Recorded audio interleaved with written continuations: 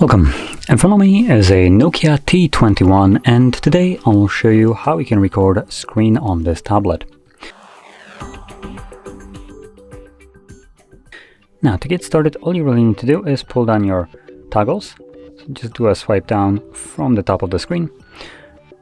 Swipe down once more to extend the list of toggles, and in here you'll find screen recording toggle. Once you see it, simply tap on it. If you tap on an arrow, it brings up this little overview, I believe.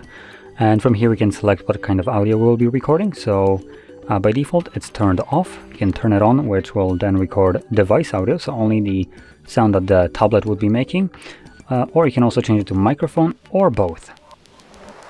And below that we have show touches on the screen, which will record a semi-transparent gray dot wherever your finger was pressing the display.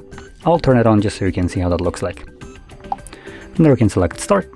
It begins a countdown, and from there would start recording with a nice little sound to indicate that it's recording.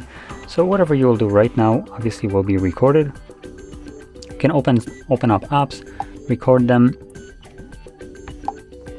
and once you're done, pull down your notifications again and select stop.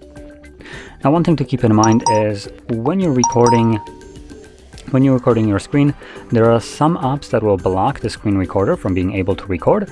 And just to name a few of these apps, apps like bank accounts or bank apps will block them, meaning the screen recorder. And also I know for a fact that Netflix blocks it. So if you try to record either one of them, you will technically have a recording, but it will consist of a black screen. It will still have sound, so if you try to, for instance, record Netflix, you will get the sound, but you are not going to get the image. Now, with that being said, we can find our recording in our Photos application. So let's go to Google folder, Photos, and you can see it right up here. What in the wildest hell is this? Whatever, I don't want to know. Anyway,